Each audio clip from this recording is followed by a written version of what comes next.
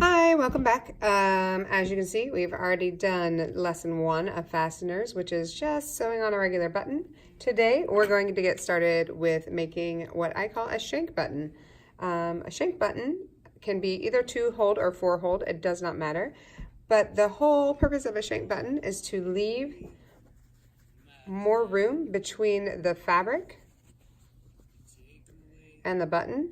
So when you fasten two pieces together, if you're using thicker fabric like a flannel or denim or wool, you'll have enough room to get your button around and make sure it stays put. So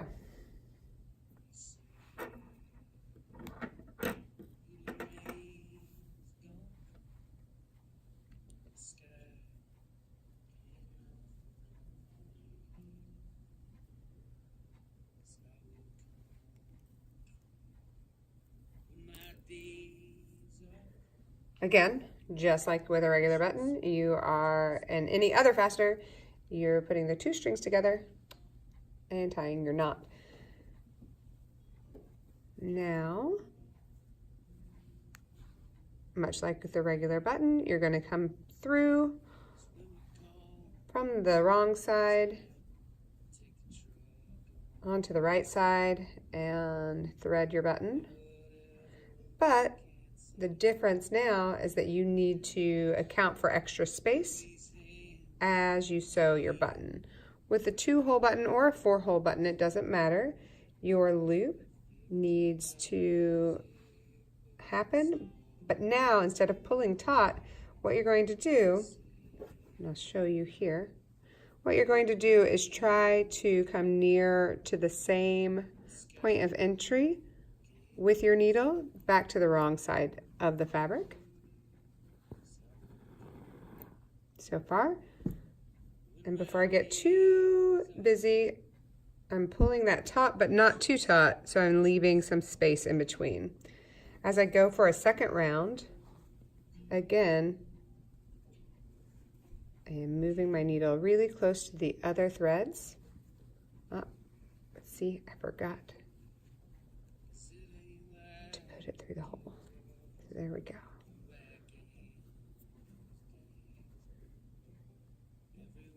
And as I pull it, since I've already established this loop, I'm pulling it really tight and it doesn't really matter. And I'll go through the other side of the button. Come back to the same meeting points as before. This is a view of the wrong side. And I still have that room that I'm creating here, that space.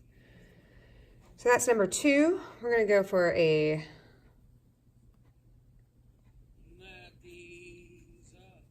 third go round. As I've said in class before, this is the button I'm always resewing because winter in Korea and elsewhere gets really cold, and I use my big thick overcoats more than I use other things. So I am constantly pulling on buttons. If it's new, usually the buttons aren't as strong as when I sew them. So this is teaching you how to sew on a strong button. That was number 3. We're going to do that one more time. Oh, you need to see it, huh? Number 4.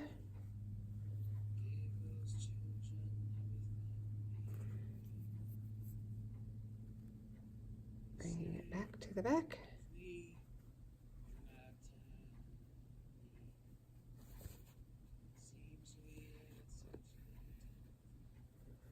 Seeing this, I'm still holding onto my button, making sure. Okay, so that was 4 loops. And the difference between this and the regular button is now I would be finished with a regular button, but we've got all of these loose threads. We want to make sure to secure them. So what I'm going to do is bring my needle up one more time, loop one more loop,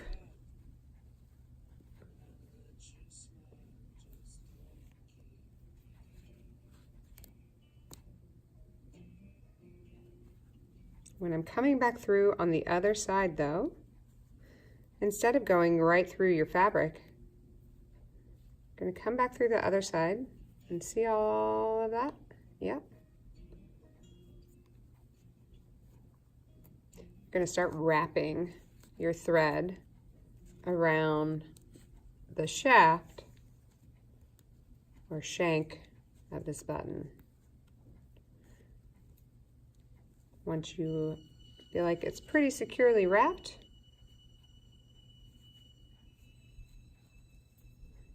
then you can pick a point of entry back to the wrong side. Where do I want this to go?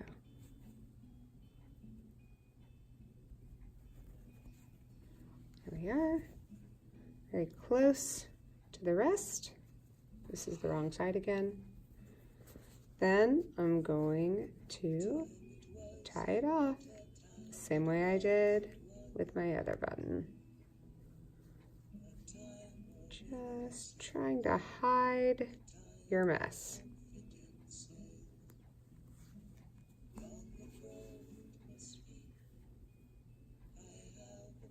One, two, three, four.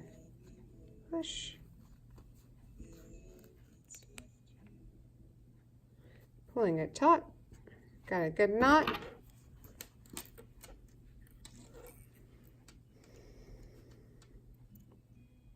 Snipping that. There.